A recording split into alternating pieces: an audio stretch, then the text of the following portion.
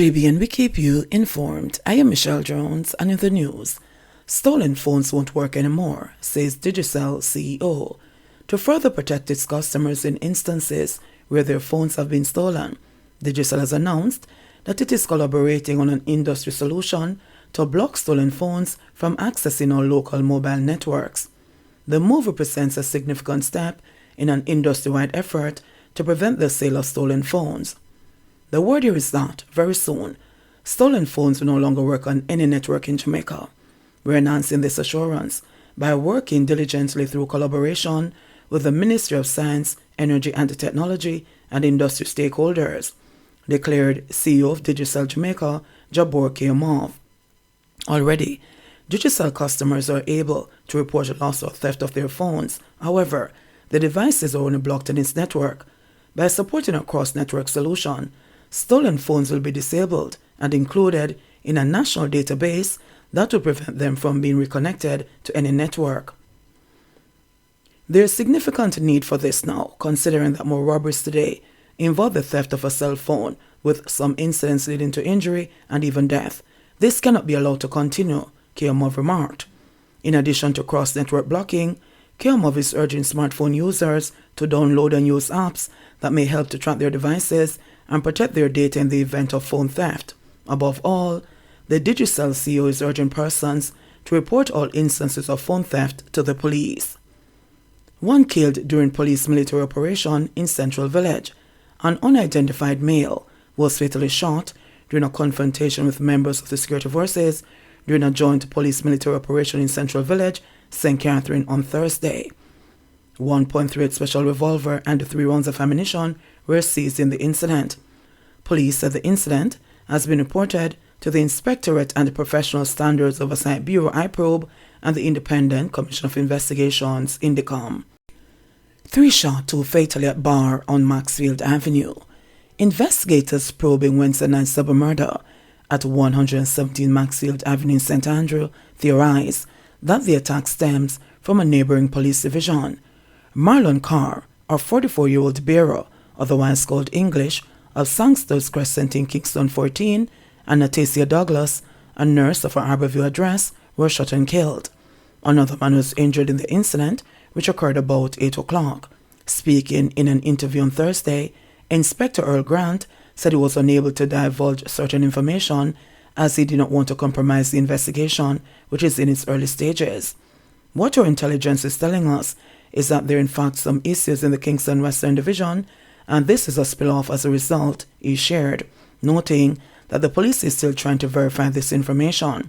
It's reported that gunmen entered the property and attacked one of the victims who ran inside the bar. He was chased by the gunmen who opened fire, hitting him and 2 others. Guns and ammunition seized in Westmoreland and Hanover. The police have seized 2 guns and several rounds of ammunition in separate incidents in Hanover and Westmoreland.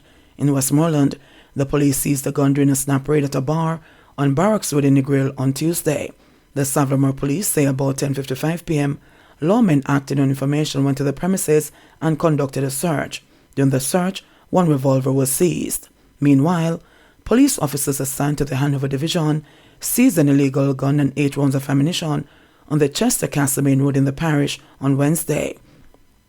The Lucy police say about 2:15 p.m., lawmen were along the main road when they saw a man acting in a manner that aroused their suspicion.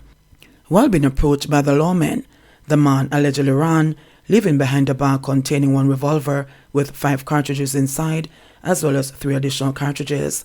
Investigations are ongoing. Kingston Tech student on murder charge further remanded. The Kingston Technical Line student charged for the stabbing death of another student at the institution in September was yesterday further remanded until January 11 of next year.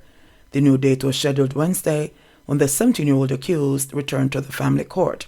A gag order was previously ordered by the judge, hence there is no detail about what transpired in the hearing. The student is accused of stabbing 16-year-old Michonne Campbell to death on September 29. It is reported that both students had an argument, which turned physical, and a knife was brought into play. Campbell was stabbed in the neck. She was rushed to hospital, where she was pronounced dead. The accused teen was arrested and later charged with murder. A video recording of the alleged attack, which surfaced following the incident, shows the victim, Michonne Campbell, being collared by the accused before being stabbed in the neck. Attorney at law Kimberly Whitaker is representing the accused teenager. Manhunt launched for gunmen after daring daylight robbery caught on video. Police say they are yet to hold any of the 3 men who conducted a brazen daylight robbery at a supermarket in Spaldings, Clarendon on Monday.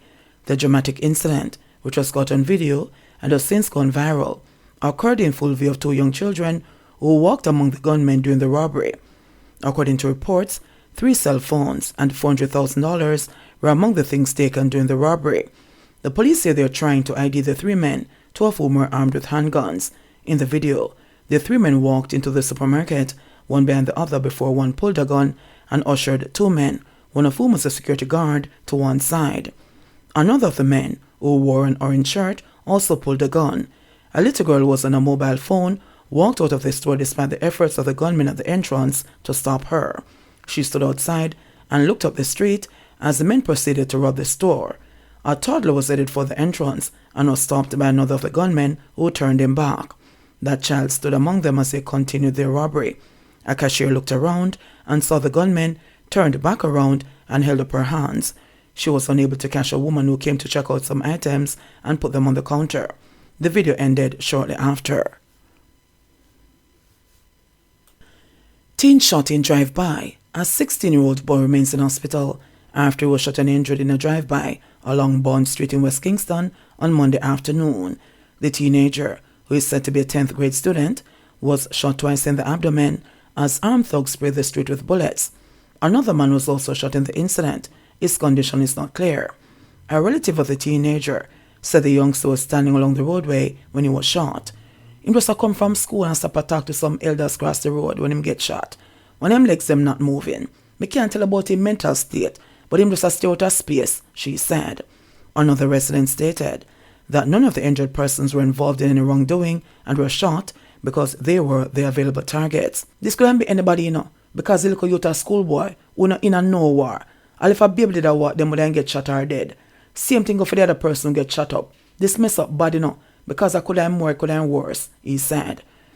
Commanding officer of the Kingston Western Police Division, Senior Superintendent Michael Phipps, said the police have identified the suspect in the shooting, who goes by the name Baba. He said they are urging him to report to the Denham Town Criminal Investigative Branch. As a team of soldiers patrol the area, the man said he's hoping that they'll remain on location even until the Christmas season has passed. We want back the soul of them down here, man, because we really don't want to repeat of what happened Monday. During Christmas time, the gunman, them love is so much left them can't claim before the year end. So I just beg them to just stay with we. Them man about still and with time pedal the police them. But me I beg them just stay with we, he said. $800,000 bail for ex-soldier on gun charge. An ex-soldier who was reportedly found in possession of an illegal firearm was granted bail when he appeared in the Manchester Parish Court on Wednesday. Josh Campbell, a shop owner from Dobson District in Manchester, was given $800,000 bail and is returned to court on January 30 next year.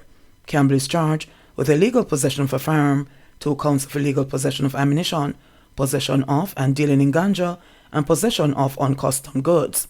Allegations are that on November 17, while conducting investigations into an incident, police went to Dobson District where the soldier was seen and accosted at his business place.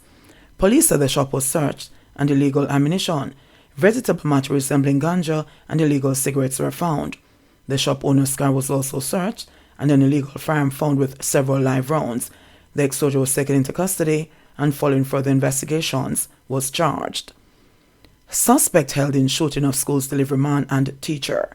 Police have held 2 suspects in connection with the shooting death of a school delivery man and the injuring of a teacher from the institution last week. The suspects, who were picked up recently, are scheduled to face an identification parade as police continues to probe the daring attack. Police investigations have so far unearthed that the incident stemmed from an ongoing war between men from 2 separate but nearby communities in the Kingston 11 area. Sanjay Wilson, 34, from Olympic Avenue, Kingston 11, was killed and the teacher admitted to hospital following the incident, which occurred at the gates of the Bay Farm Road institution. Police investigators have discovered that Wilson was the intended target of the gunman's attack. It was reported that around 12:10 p.m., Wilson and the teacher arrived at the location in a white Nissan 80 wagon to pick up lunches and children when they were pounced upon by two men traveling on a motorcycle.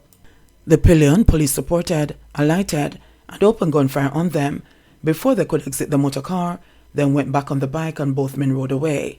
The injured victims were assisted to hospital, where Wilson was pronounced dead on arrival and the teacher admitted in stable condition.